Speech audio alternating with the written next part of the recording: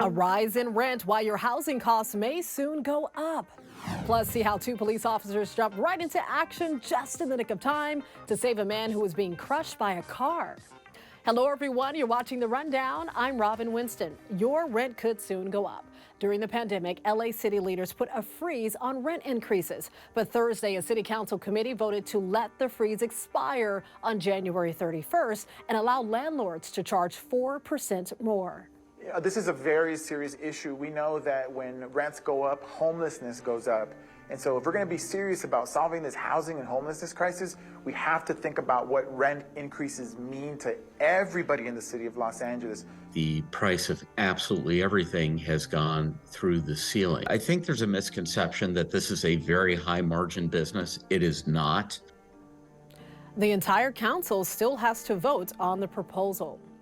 Billionaire tech leader Elon Musk thinks that artificial intelligence could eventually put everyone out of a job.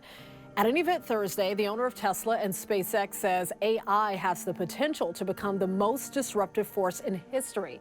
Musk told Britain's prime minister that it's hard to predict when that moment will come, but there will be a point when AI can do everything, and the big challenge in the future will be finding meaning in life when you have what he calls a magic genie in your hands. Musk has been outspoken about the dangers of developing AI, but also owns an AI startup, xAI. His comments follow the conclusion of a landmark summit in England where world leaders found common ground on the existential threats posed by AI. It's time to check in with meteorologist Belinda De Leon. She is here and tracking a cool down in your first alert forecast. Hey, Robin. Well, I know you've been enjoying this warm weather, but things are going to start to cool down. Look at the temperatures the next few days for Los Angeles, where we're headed back to that fall weather. It is November after all. We've been stuck in the 80s, but Los Angeles will have 70s.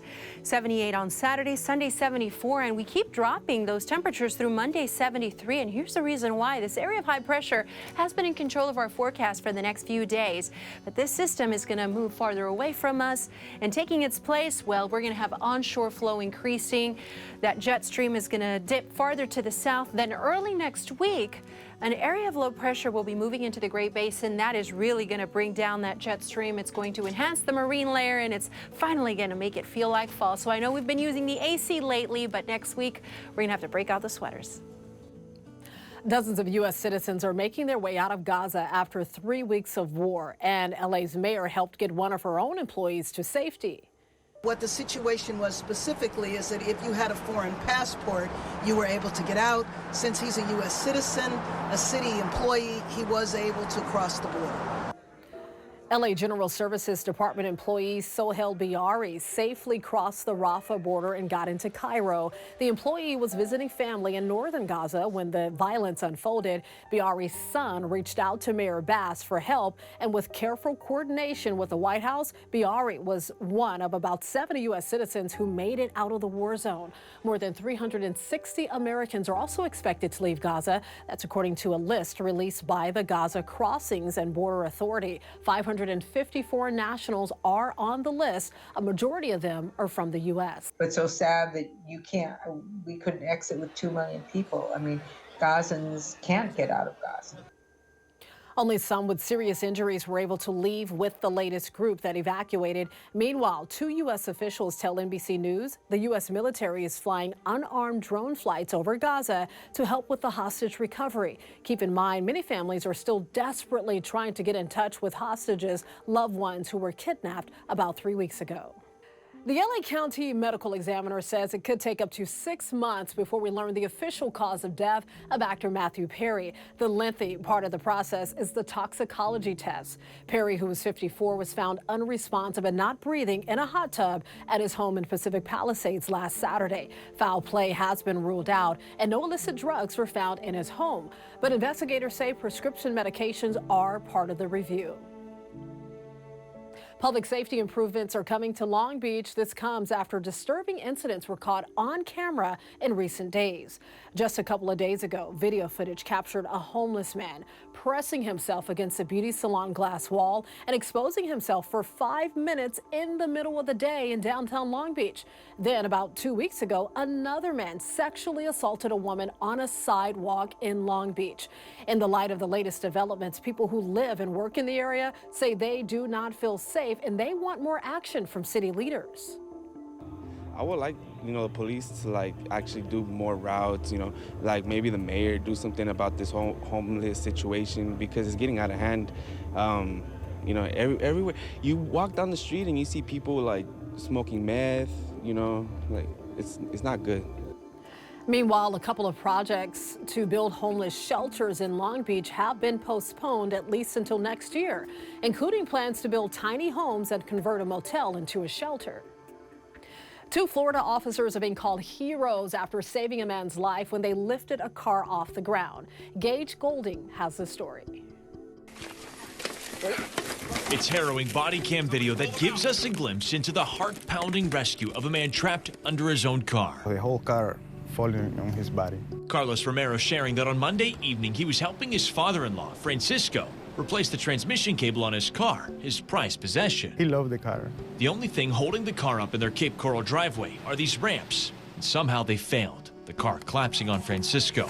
While dialing 911, Carlos tried everything he could think of. Then I grabbed another jack from that car, and that one was better. Or at least I have in the car a little separate from the body. Cape Coral police arriving just in the nick of time. 2 officers literally picking the car up, get over here, allowing Carlos to pull his father-in-law from underneath. At this point, Francisco is unconscious and barely breathing. He's got one? But if that had continued to weigh on him like that, he probably would have lost his life. Francisco is now in the hospital. Doctors say he has 7 cracked ribs and some other broken bones, but the most important thing he has is his life. The doctor says it's a miracle. He's alive. All thanks to these 2 officers. It's like the Hulk lifting a car off of somebody. It's pretty cool, and we're really proud of them. They were right on time. Well, California is leading the way when it comes to electric vehicle demand. Sales in the state accounted for more than 21% of overall sales in the first 9 months of the year. That's according to the California New Car Dealers Association. And it means that 1 out of every 5 cars sold in California is now powered by a battery. Well, now we know. Almost a year and a half after opening its first location, Amazon is closing its brick-and-mortar apparel stores. It's the company's latest big change to its retail strategy. Amazon opened its first style store right here in Glendale last May and promised a personalized and convenient shopping experience. The company opened a second location in Ohio last October. Amazon told The Verge that it plans to focus on the online fashion shopping experience and invest in its grocery store business. The style stores will close by November 9th. Now to a story about commitment. It's one of my favorite stories. 90-year-old Leroy Brown has worked as a federal employee for nearly 70 years and has no plans to retire. NBC4's Jonathan Gonzalez had a chance to ask him his secret to success and longevity. Through sun and rain, you rely on the Postal Service to come around. But for nearly 70 years... Let me repeat that, 70 years. The Postal Service has relied on Leroy Brown. He started when he was 1. At the age of 90, Leroy is celebrating his 70th anniversary as a proud employee of the U.S. government. I have 47 years. It's not about me. I have a long ways to 70, and I don't think I'm going to hit it. Leroy joined the military on this day in 1953. Soon after, he joined the Postal Service in 1955. For the last 68 years, he's come to work here at the LA International Service Center in Carson, where he still works as a general clerk. I got a big family, and working with the family every day, just try to help them every day, try to lead them every day. For all the letters processed here, Leroy is a man of few words. Well, it was a big surprise. I had one in 1987. They surprised me. And this is the second big surprise. Well, to his colleagues, past and present, Leroy's longevity is no surprise at all. He's instilled a lot of great characteristics in the leadership, in the craft, caring for the customers, show up, do your job. 90 years old, I want to know what he's eating, what he's drinking, whatever he's doing. Apparently, the secret is a Snickers a day.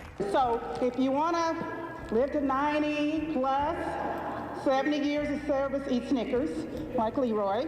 And yet, he's amassed over 6,500 hours of sick leave and even donated some of it to colleagues in need. He's the best person I ever met. He's like a second father to me. At a time of much change in the Postal Service, Leroy Brown has been a constant.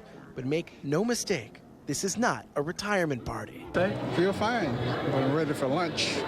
And you can put that in a letter and mail it. In Carson, Jonathan Gonzalez, NBC4 News. Oh, wow, he's such an inspiration. The 100-foot tall Christmas tree is now at the Grove. Yeah, the white fir travels from Mount Shasta. It'll now be decorated with 15,000 lights and 10,000 ornaments. That's a lot of work. The tree lighting ceremony is set for November 13th. I'm sure it's going to be beautiful. We all know and love the Minions from the Despicable Me movie franchise. And well, one mom on TikTok was hoping to get a Minion birthday cake for her son, and she did not love the result. Let me show you what I showed her and what exactly I told her that I wanted. She even asked me, do you want it to be like ombre, to go from blue into yellow? And I'm like, no, straight blue, straight yellow. This is what I got. What the is this? Oh no, can we say #fail? She ordered that cake from a grocery store in Texas. The store apologized and promised to, quote, make things right. The mom says she wound up scraping the eyes off the cake she received from the store and drawing some herself with icing on the top of the cake, making it look closer to the design that she actually wanted.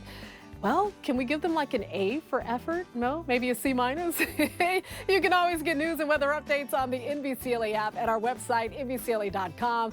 And be sure to tune into Today in LA on NBC4, weekdays from 4 to 7 a.m. I'll be helping you get around with traffic reports throughout the morning. All right, I'll see you next time on The Rundown.